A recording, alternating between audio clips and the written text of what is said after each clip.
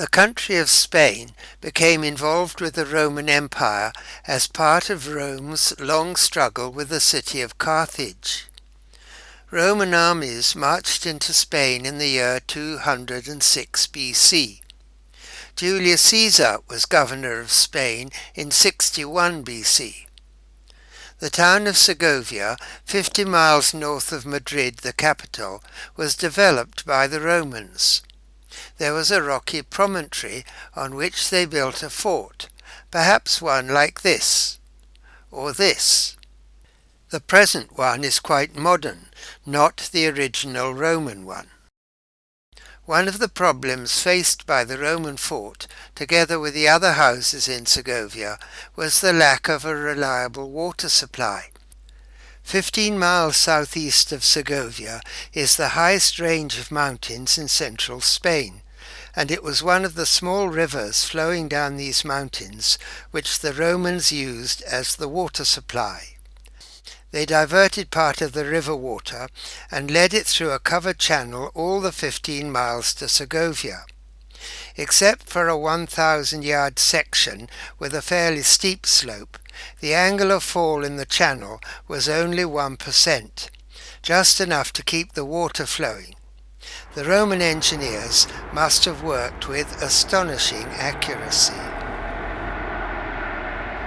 At stages along the aqueduct, there were special chambers where the water was filtered to remove sand and other impurities.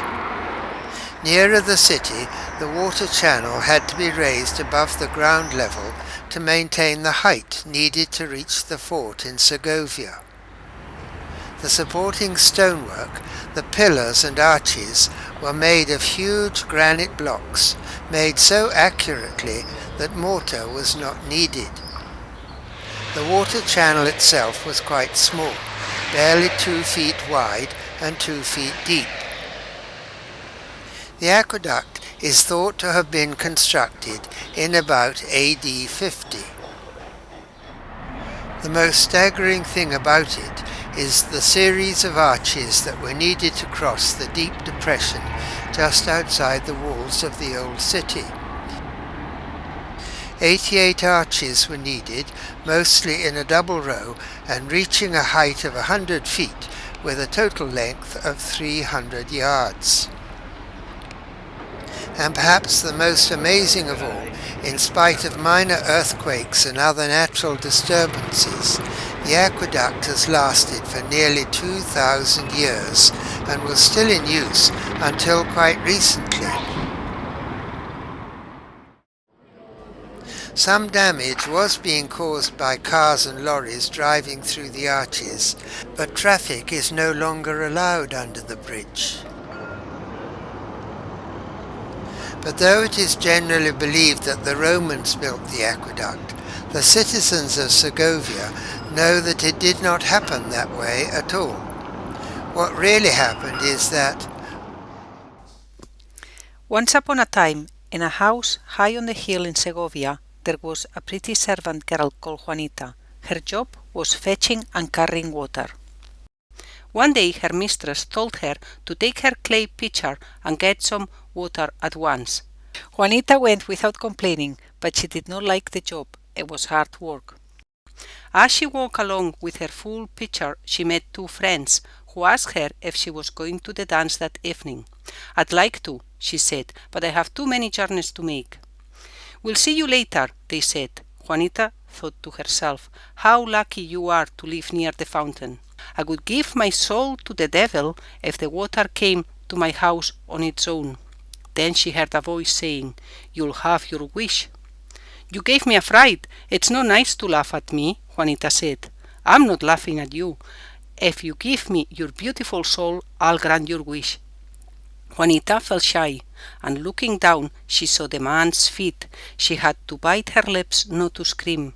Maybe it was the devil speaking to her. She said, "You'll only have my soul if the water reaches my house before the cock crows." It was the devil, and he said to her, "It will arrive," and he laughed. As Juanita walked home, the birds were saying, "The soul is for God." Juanita replied, "Be quiet, be quiet. I know the soul is for God.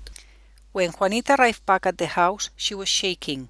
The mistress said, "What has happened? Your pitcher is empty. Anyone would think you have seen the devil." Juanita did not say anything, but went to her room and asked God to forgive her horrible sin. Her friends arrived for the dance. "Is Juanita ready?" The mistress told them. "She came back very strange and is now in her room." "What a shame," they said. Juanita stayed in her room praying, but that night there was a storm. The people said that there were strange noises, but only Juanita knew what was happening. "Oh dear," she said, "the devil is working to take my soul away." The devil urges his demons, "Hurry and put those stones in place. Faster, faster, even faster. A soul is worth all this work." The people of the city did not dare look or open their doors. The noise was so terrible. Juanita kept praying, "Forgive me, my God, and scare the devil away." She was still praying when the cock crew.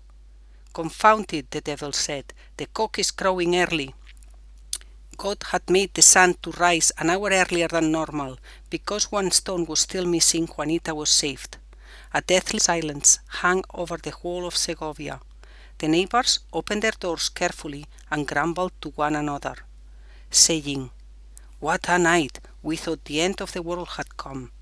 One person looked outside and saw the aqueduct. He called out, "Come quickly and look, it's amazing." The people said to each other, "What a marvelous thing! What a beautiful bridge!" Turning to the people, Juanita then confessed the wrong she had done.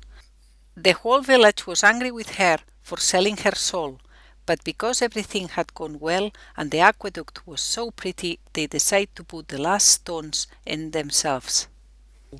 The next day, the city had a party. When night came, no one wanted to go to bed because the aqueduct looked even more beautiful by moonlight. One person said, "I don't want to go to bed. I want to look at the Devil's Bridge." Others said, "Be quiet. It's not the Devil's Bridge. It's the bridge of Segovia. It's our bridge. Oh, how beautiful it looks."